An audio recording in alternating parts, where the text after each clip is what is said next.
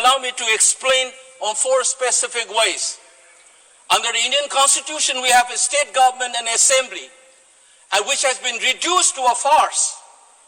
We had the shortest assembly session in 2023 in August, which barely lasted less than half an hour.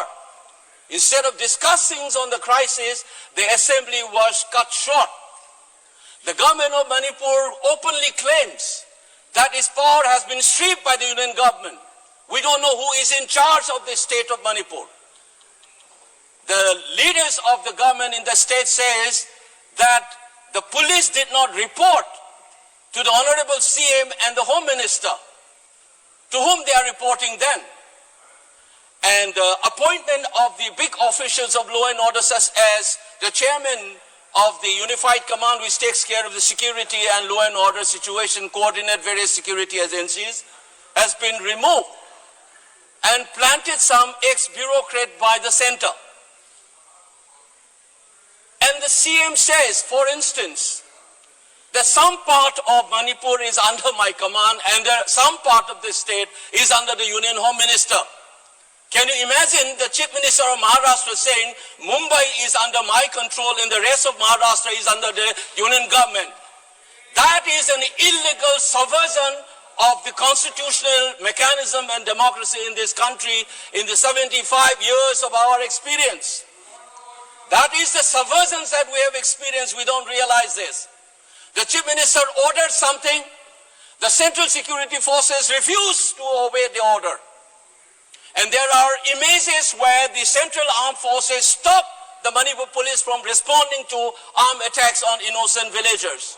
This complete chaos is what we witnessed in the 75th year of the constitutions, on which we have given lectures and bhashans in this house as well.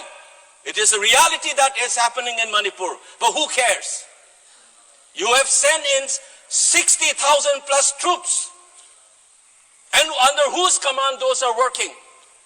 If Article 355 or 365 has been invoked, where is the written document? There's nothing of that kind. So it is an extra constitutional subversion of the constitution of the country in a state called Manipur. Indian state has become nothing but a banana republic in the state of Manipur. Madam Chairperson, have you ever seen elected members being beaten up publicly in this country, and the country thinks that constitutional order is in order in Manipur? The dignity of the elected members, the authority of the assembly, everything has been subverted by this union government in collusion with their satraps who are running the show on their behalf in Imphal. Please keep in mind this is a complete subversion of a constitutional order on the 75th year of constitution. For Manipur, incidentally, this is not the first time. When the constitution was adopted 75 years ago, we had an assembly of our own and a constitutional monarchy, which was bulldozed on the 15th of October 1949. That insult should have been bygone be the bygone, and we should be looking forward. But this manner in which the crisis has been handled, and contemptuous manner in which this has not been talked about, even in our Honorable President's speech, is making you to remember that humiliation once more as we are trying to look forward. This is the most saddening and unfortunate part as we celebrate the Constitution's 75th year. Second example, Article 32, habeas corpus, is one of the legal rights that the citizens have. But in the most secure place in Manipur called the Red Seal Divisions, the 57 Mountain Division, an army garrison, a civilian by the name Kamal Babu, Laishram Kamal Babu, disappeared without a trace. Since November, the defense minister kept quiet, the army chief kept quiet. How secure is the people of Manipur, even when you are not secure in the military garrisons? The biggest army headquarters in the state of Manipur, the 57 Mountain Division. Who will answer this? I'm elected by my people, and I'm supposed to voice in this house as a part of a democratic culture, as a part of a constitutional scheme of things. Now, how do I speak? People have been killed, children, women have been assaulted. But we have seen hostage taking. Women and children were not only been taken hostage, they were killed in cold-blooded in the most gruesome manner in Jiribam, including an 8-month-old infant. It's a post-mortem report. It's a chilling reminder. There have been people killed in gruesome manners throughout this 21-month-old crisis, but never has this kind of a hostage taking and killing has happened. Now look at this. I am, as an MP, cannot go to some part of Manipur. Where is Article 90 free movement? People are not able to go. The Chief Minister himself cannot go to certain places. Some MLAs belonging to tribal groups cannot come and attend the assemblies.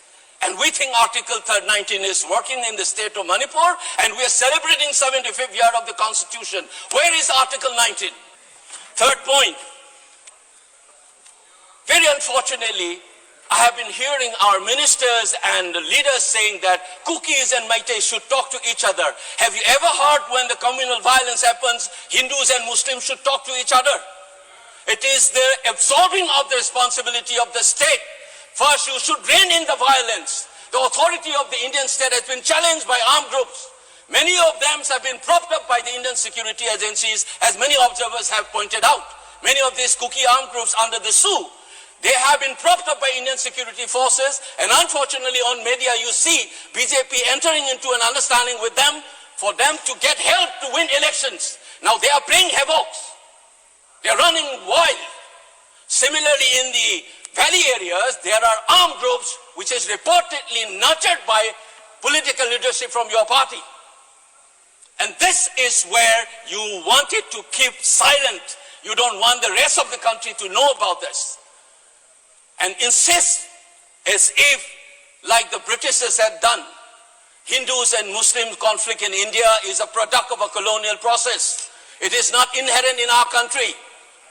That's many scholars have written. You do not essentialize this conflict. This is a part of a colonial state process.